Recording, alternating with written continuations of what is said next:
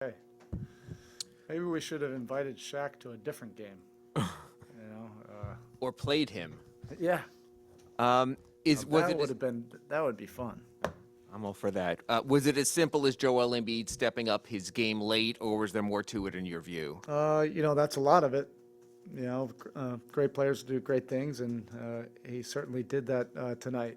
And we had a lot of different, coverages, different guys guarding him. He showed pretty much his full skill set tonight. His ability to face up, which made it a little bit tougher sometimes to get to him, but he has that shooting ability and the touch where he can do that. But he also can draw fouls and the offense rebound tip in. Everything else he was just big, but showed a lot of skill, particularly in that fourth quarter. Another cliche is it's a make or miss league, but you guys have been so good from three over the past month. Was tonight just those shots not going in, or was there something else? Yeah, I still like those kind of games where you have to find a different solution and a different way to win. I thought, throughout the course of the game, we had some very good, clean looks against them. They're a good defensive team, so you're not going to get everything against them, but we did have some that were right in our wheelhouse. Weren't able to knock them down, but we're still, grinding, and putting ourselves in a position, to possibly have an opportunity to win it ugly. But his offense down the stretch, just created that separation that we weren't able to get over the top of that. You went small again down the stretch like you did last night with PJ. Was that just to juice the offense, or did you? I don't know. I was looking, just searching, for answers at that point. Once he got into a great rhythm, um, and he was using his speed and skill to get by our first line of defense. I figured Tuck, could at the point of contact catch some of those moves maybe a little bit more efficiently, and also he has the experience, to be able to, at least be in position and not commit cheap fouls. But it didn't work out, and great players will do that. They'll make you shuffle through a lot of different things, trying to find solutions. I mean, he certainly didn't win every battle with Embiid, but did you like the way? Oh, I loved his fighting? minutes. Yeah. I loved his minutes. O was very good, throughout the course of the game. He was big in the paint. He rebounded well. He was pretty good on his pick and roll coverages. He was good, probably through most of, 2.5, 3 quarters of at least keeping a body in front of him. And his size, is at least optically looked like, okay, that can be a normal matchup.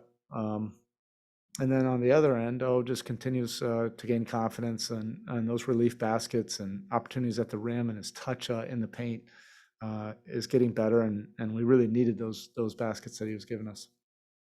Eric, I know you've told us all along that Duncan will go through these, but he always is going to come back to who he is. But this is a decidedly different role. And these are now two back-to-back games where he's had like a total of 2 points and he struggled. In this role, is there something you could do to get him going, or is it just an adjustment No, for he him? he got good, clean looks. And look, there's been a lot of moving parts. I mentioned this before. I wouldn't look into anything right now, and I get everybody wants to. We've had so many guys out and plugging guys in that we've just been trying to hold the fort, win games, and if we find momentum, just keep it going however we can. And he has great resiliency. It'll always be noisy, particularly for 3-point shooters. Everybody just hangs on every make or miss. At the end of the day, his percentage will be up there where it is. I mean, since whenever December, he's shooting 40%.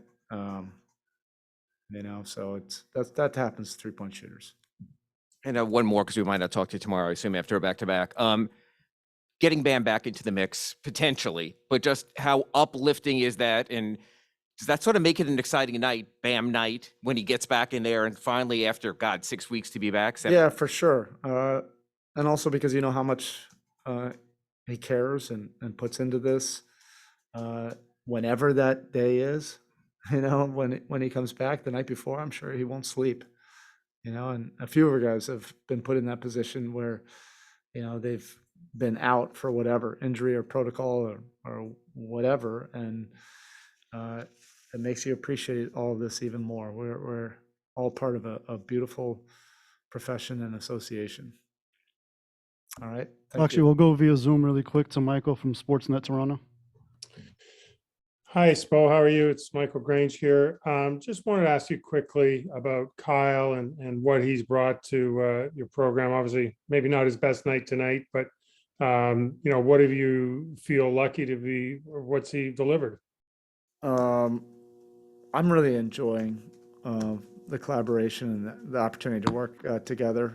I've admired his approach and his competitive spirit and his know-how on how to win basketball games. I've just always marveled at that. He's such a great competitor. The way he is and his makeup is everything that we're about. And I love watching him compete, every night.